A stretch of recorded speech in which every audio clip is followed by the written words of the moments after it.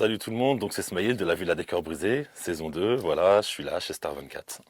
Comment pendant toutes ces années, tu as pu cacher, en fait, justement, je vais pas dire ce mal-être, en fait, cette sensibilité différente? Je sais pas si vraiment je l'ai caché parce que je suis jamais réellement sorti avec des filles. Donc il y avait des fois des copines qui cherchaient à me présenter des copines à elles et elles me disaient mais c'est pas normal.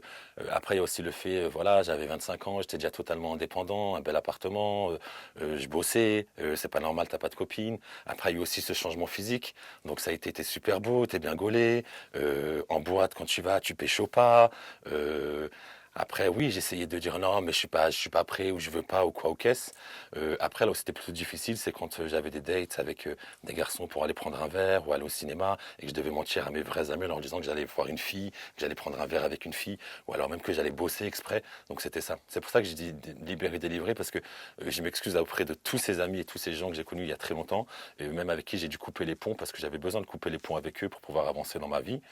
Et voilà, je m'excuse auprès d'eux. Voilà. J'avais peur qu'ils aient des préjugés, des a priori. J'ai récupéré des amis après la Villa des Cœurs Brisés, donc ça m'a aussi apporté ça.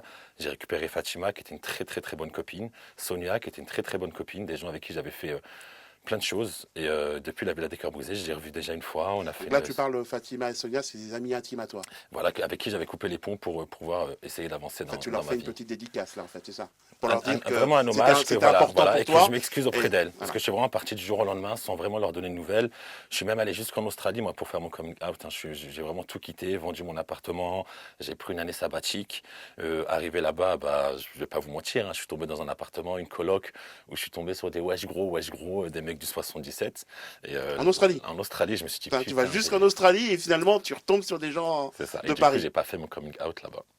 Voilà, donc j'ai continué à mentir, à me cacher, voilà, j'ai fréquenté beaucoup de Français là-bas, donc du coup j'ai même pas perfectionné mon anglais, j'ai travaillé dans un restaurant arabe, donc j'ai perfectionné que mon arabe, et voilà. Alors justement, dans ta communauté, c'est pas évident d'annoncer des choses comme ça. Est-ce que ça a été, enfin, je te parle de la communauté arabe, hein, rien de, tu vois ce que je veux dire, Non, voilà. vas-y, je t'en D'accord, prie, il n'y a pas d'accord. de souci. Est-ce que c'était plus dur auprès de tes amis ou auprès de ta famille?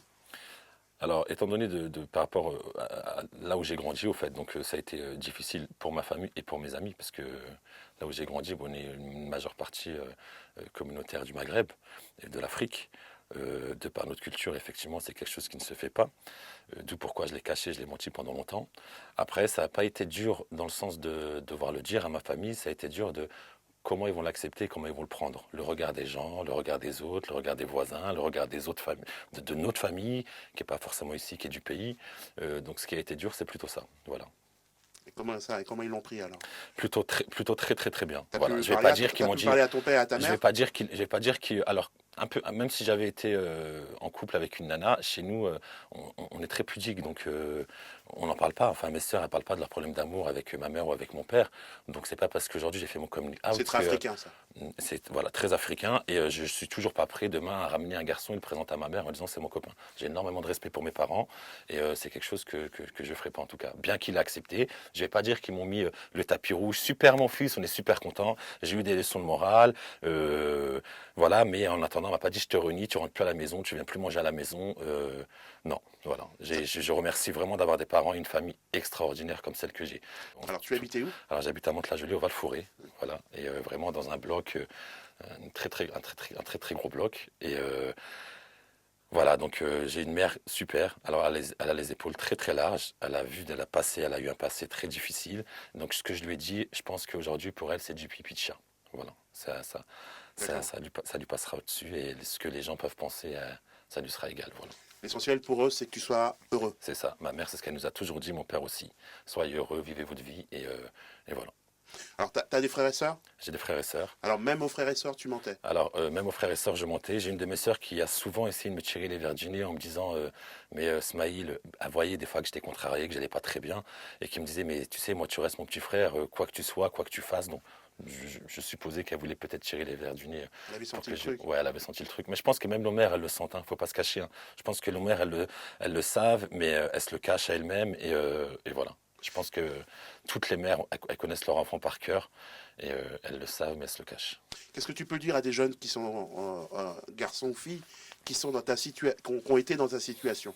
Alors, Qu'est-ce que tu peux leur dire pour les conseiller? alors vraiment, ce que je peux dire à tous les jeunes, en fait, je vais parler pour moi parce que Oui, je non, mais veux c'est pas, important parce que voilà, je il veux y a des pas jeunes de, qui te regardent, ouais, ouais, il y bien a des sûr, bien moins sûr. jeunes qui te regardent et qui sont dans la situation et c'est pas forcément évident pour eux. Ouais, donc ce que je veux leur dire, c'est que déjà, je veux pas représenter une communauté. Moi, je parle de mon cas à moi, comment moi j'ai fait la chose, comment ça s'est fait. Je l'ai pas fait, je l'ai pas fait. J'aurais pu le faire effectivement quand j'avais 16 ans, 20 ans. Je l'ai fait parce que là, je me sentais prêt de le faire. Je l'ai fait à travers une télé-réalité parce que ça s'est fait comme ça. C'était un moment de ma vie et comme on dit, c'était écrit, c'était mon destin, c'était comme ça. Après, il y a aussi peut-être que je me suis aussi voilà, j'ai créé un physique. Peut-être que c'est aussi une carapace, montrer aux gens que je suis fort. Donc, ce que je veux dire à ces petits jeunes, c'est déjà choisissez la vraie personne à qui le dire. Voilà, la vraie, la bonne personne à qui le dire. Ça peut être une meilleure copine. Encore une fois, je le répète, il faut vraiment que vous soyez sûr de son amitié. Parce que bien souvent, on est trahi en amitié. Un jour, une petite dispute, et bah, tu sais quoi, je vais le dire à tout le monde. Voilà. Et un membre de sa famille, si on est très très proche de sa sœur ou de son frère, ou voilà. Et une prof à l'école. Voilà. Mais enfin, honnêtement, je pense que d'en parler, ça fait que du bien. Moi, je vous le dis, je pense que ça m'a vraiment bloqué à évoluer professionnellement, j'en suis certain. Je pense que ça m'a vraiment bloqué dans des projets que j'avais, dans des rencontres, aussi peut-être de tomber amoureux, parce que au final, je suis jamais réellement tombé amoureux, donc peut-être qu'aussi cette Jamais, t'es barrière, jamais vraiment tombé amoureux. j'ai kiffé mais pas tombé amoureux. J'ai jamais été amoureux quand je vois des copains ou des copines à moi qui limite tombent sous dépression parce qu'ils pleurent, ils mangent plus. Moi, j'ai jamais eu ces sentiments après une rupture. Non, non, j'ai toujours presque je suis fort, est-ce que je sais pas. T'es pas tombé sur la bonne personne. Peut-être que je suis pas tombé pour la bonne personne Ou pour peut-être que l'instant. t'étais psychologiquement pas prêt. C'est Maintenant ce que que tu je l'es, dis, ce sera peut-être exactement, plus facile. exactement. Peut-être que du fait de pas m'assumer, c'était difficile. C'est ça. Mais t'as pris la solution la plus extraordinaire. T'aurais pu, comme tu l'as dit, l'annoncer à ta mère, à un prof, l'annoncer à une amie. Et toi, non, tu l'annonces à la télévision. Alors, j'annonce à la télévision parce que si je l'avais dit autour d'une table ou d'un dîner entre mes frères et sœurs, et voilà, je pense que, et j'ai déjà dit, ils auraient fait semblant de rien entendre, et le lendemain, on aurait continué à me parler de mariage et d'enfants. Voilà, là, je l'ai mis devant, là, je l'ai étalé devant la France entière, je l'ai dit devant peut-être le monde entier, parce qu'aujourd'hui, on me suit via Internet, et je l'ai vu parce que des membres de ma famille du Maghreb l'ont vu, de Belgique. Au monde entier, ce que je suis. Et c'est aussi pour dire aux gens, bah voilà, aujourd'hui je suis ça. Quand vous me voyez dans la rue, je suis ça. Donc inutile de me poser la question. Et encore aujourd'hui, il y en a un qui pense que et ça je l'ai jamais dit, donc je vais vous le dire chez vous, à Que Star tu blagues, 24, que tu que blagues. je blague et que j'ai fait ça pour faire du buzz. Il faut vraiment en avoir là pour aller à la télé et se faire passer pour un gay pour faire du buzz. Voilà. Encore une fois, oui, je connais bien ma famille. Attention, c'est pas passé comme une lettre à la poste. Hein. J'ai quand même eu une de mes sœurs qui m'a dit, mais est-ce que tu as pensé à nous, le regard des gens, ce que vont penser les gens et puis, enfin, les gens, ils penseront toujours quelque chose. On peut être parfait, on peut être blanc comme neige. Ils auront toujours quelque chose à dire. Et c'est comme ça que je leur ai dit la chose, en fait. Voilà.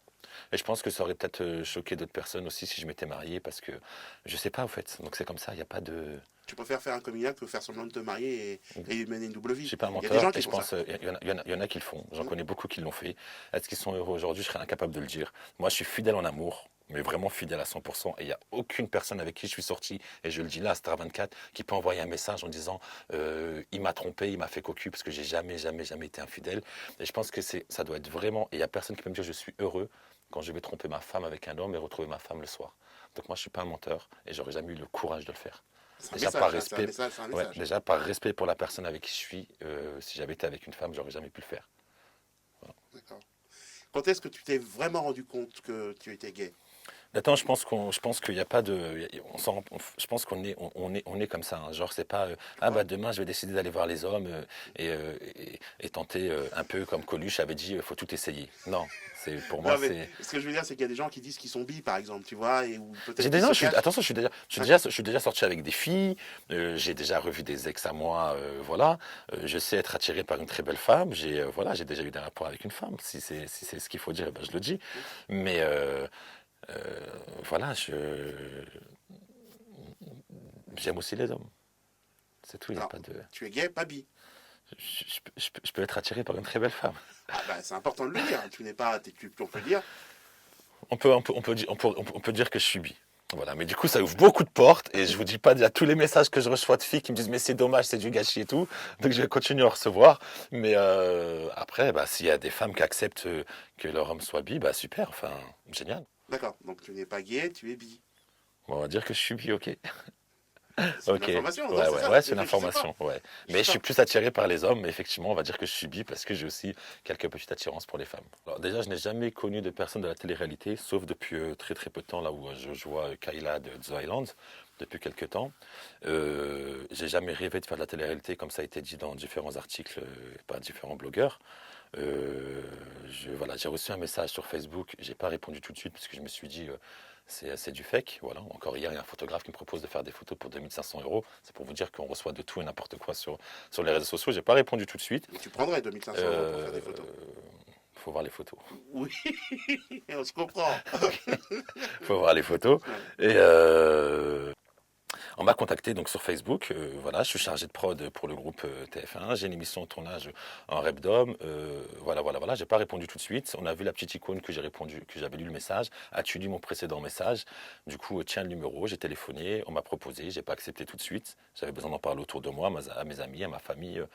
Voilà. Et Ils connaissaient pas ton orientation sexuelle, on alors est d'accord. en fait, faut savoir que sur les réseaux, sur mon Facebook, je postais différentes soirées avec qui j'étais, et moi je me suis jamais caché. Enfin, mes amis, moi j'ai une ouverture d'esprit, je sais pas d'où elle vient, mais j'ai jamais jugé les gens sur leur attirance physique, sur leur couleur, sur leur façon d'être. Donc effectivement, je me prenais en photo avec des filles, avec des garçons, avec des transsexuels, voilà. Donc après, ça l'a peut-être laissé penser que j'ai aussi été barman dans des clubs à Paris, très très grosses soirées et événements gays. Donc après, je pense qu'on en a déduit parce que je faisais aussi de la promotion. Et voilà, d'ailleurs, la casteuse, je l'ai eu pour la remercier. Je lui ai envoyé un message pour la remercier en lui disant qu'il y a même des fois pendant le tournage, je lui en ai voulu parce que je me suis dit qu'elle a pensé à son casting et pas à moi. Et qu'en fin de compte, au contraire, grâce à elle, aujourd'hui, je suis totalement libéré, délivré. Elle m'a même appelé après ce message pour me dire que ça lui a vraiment fait chaud au cœur. Donc elle me propose directement pour qui j'y vais, mais on m'a aussi montré les photos des candidates. On m'a aussi montré les photos des candidates qui étaient là-bas pour savoir si effectivement il y avait, voilà, il y avait quoi aux caisses. Mais en fin de compte, j'ai bien fait d'aller là-bas pour Edgy parce que toutes les candidates étaient quasiment casées. Voilà. D'accord. Il y en avait une qui t'aurait pu te plaire? Non, non, pas dans ce casting. Elles sont toutes sympas, toutes mignonnes, mais pas dans ce casting, non. Non, non. D'accord. Mais qu'est-ce qui t'a Nathalie, dit? je l'aimais beaucoup, mais vraiment le date, pourquoi ça a été aussi facile de faire ce bluff avec Nathalie? Parce qu'effectivement, c'est une très très belle femme. Ça reste une belle femme. Elle aurait peut-être pu me plaire. Elle aurait pu craquer sur toi aussi. Elle aurait peut-être pu aussi craquer sur moi. Je suis sûr qu'elle aurait craqué sur toi. En tout cas, on est toujours en contact aujourd'hui. Voilà. Et alors, qu'est-ce qui t'a attiré chez Eddie? Sa personne. Déjà, Eddie, il y a cette fameuse anecdote. On s'est rencontrés il y a 5-6 ans dans une salle de sport. Il n'avait toujours pas fait de Secret Story. Il venait danser. Je le voyais souvent. On avait échangé des regards. Moi, je ne vais pas mentir. Il y a 5-6 ans, je n'avais pas du tout confiance en moi. Après, voilà, j'ai formé un physique qui m'a permis d'avoir confiance en moi. Donc, j'aurais jamais été le voir. Et je pense que c'est un peu pareil pour lui. Donc, voilà, il était très jeune. Donc, il devait avoir quoi, 19 ans peut-être. Et, euh, et du coup, quand ça s'est proposé, franchement, quand on m'a proposé, je me suis dit, eh ben, c'est peut-être un signe. Voilà. Peut-être qu'il y a 6 ans, c'était pas le moment, et qu'en fin de compte, aujourd'hui, c'est le moment. C'est le moment de le faire. Ni lui, ni moi, on y croit. Ouais. Alors, peut-être plus moi, j'y croyais plus. Enfin, j'y croyais pas. Parce que peut-être de par ma maturité, 35 ans, je savais qu'arrivé à Paris, on avait deux vies totalement différentes, et ça, je lui avais dit. Euh, voilà, il a 24 ans, il a quand même 10 ans d'écart. Euh, on est totalement différents sur plein de choses, bien qu'on a des points communs de là où on vient, de la classe sociale d'où on vient, de notre culture. On avait des points communs, mais on avait aussi beaucoup de différences. Donc moi, j'y croyais pas. Lui, il y croyait un peu plus, et voilà. On s'est toujours pas dit c'est fini, tout comme on s'est toujours pas dit qu'on est ensemble. Voilà. Donc, toi, Donc comme tu me l'as expliqué tout à l'heure, tu le trompes pas. non, je le C'est ce que trompe tu pas. m'as dit tout à l'heure. Non, Tu m'as non, dit que tu n'as non, jamais non, je le trompé trompe. quelqu'un. Mais après, on s'est mis d'accord sur le fait de garder notre jardin secret sur nos vies ou nos rencontres. Je ne vais pas dire qu'on cherche à être un couple libre ou quoi. Il fait sa vie, je fais ma vie. On a du mal à se voir. Je sais que de toute façon, il n'a vraiment pas le temps de rencontrer quelqu'un d'autre. Et s'il doit avoir quelqu'un, comme on a réussi à se voir rapidement, ce serait moi. Parce qu'on a quand même réussi à se voir des fois des 5 minutes, 10 minutes. Voilà, parce qu'il était du côté de là où j'habite, ou moi j'étais du côté de là où il était. Voilà. Mais Mais on a est-ce qu'on peut considérer que tu aimes Eddie ou pas? aimé, c'est un grand mot, mais que j'y suis très attaché, oui. Parce que la preuve, j'arrive pas à me détacher. Et lui aussi, on s'envoie des messages, on s'appelle. Voilà. D'accord. Est-ce que Eddie t'aime? Je Parce pense, que toi, alors, tu m'as dit tout à l'heure que l'amour, c'était ouais, difficile pour toi d'aimer à je, 200%. je pense pas qu'Eddie m'aime aussi. Après, il y a des choses chez Eddie qui n'ont pas forcément plus sur moi arrivé à Paris, hein. Bah, déjà, le fait que je m'assume autant. Eddie, il est plutôt quelqu'un de très discret et plutôt quelqu'un dans l'ombre. Après, il faut savoir que quand tu fais de la télé-réalité, je pense qu'il doit le savoir. Il est mieux placé pour savoir qu'on n'est plus dans l'ombre. Donc, on est tout de suite sous la lumière. Et donc, à ce côté-là, au fait qu'il n'a pas plu chez moi. Et voilà, Eddie, il veut tout gérer en fait. Il veut gérer son copain, il veut gérer la façon que son copain doit se tenir, la façon dont son copain doit s'habiller. Et moi, c'est des choses qui me plaisent pas. Donc voilà, moi, je vais être moi-même. Et je me suis caché pendant 35 ans. Donc c'est pas pour qu'aujourd'hui, à 35 ans, on me demande de me tenir ou de faire telle et telle chose. En même temps, t'as quand même 10 ans de plus que lui, donc c'est Ouais. pas. Oui, Ça serait plus. il va apprendre et voilà, et je le souhaite. Il t'a aidé à supporter le brouhaha médiatique, en fait. Parce que quand c'est tombé. Quand t'es sorti, l'émission elle est passée, tu t'es Alors en rendu fait, compte que t'étais plus. déjà quand c'est sorti, il y a quand même eu une merde qui est sortie en disant que j'étais en couple. Donc tout de suite, il m'a appelé pour me dire est-ce que c'était vrai. Et il sait que je suis quelqu'un d'honnête et qui ne suis pas dans le mensonge. Donc j'ai tout de suite démenti, il m'a cru tout de suite. Et en plus, mes meilleures copines l'ont dit parce qu'il a eu l'occasion de les rencontrer. Donc l'histoire, c'était que t'étais en couple avec. Avec Bon, quelqu'un depuis 4 ans et que j'avais promis à mon mec en allant dans la villa que je n'embrasserai personne. oh Voilà. là là. Non, c'est pour créer des histoires, ça. C'est pour créer des histoires. Ouais, C'est ouais, quoi? ouais. C'est un blogueur qui a fait ça?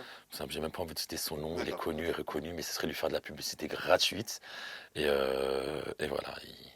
Même, je peux même pas dire comment il fait ses interviews parce que ça serait encore une fois lui faire de la pub. Et franchement, tout ce que je peux se dire, c'est que si on peut parler de lui là rapidement, c'est que je le définirais vraiment pour moi, c'est le vrai pervers narcissique. Ça veut dire que c'est la personne qui va détruire les gens et après qui va leur dire je te donne un droit de parole pour te défendre.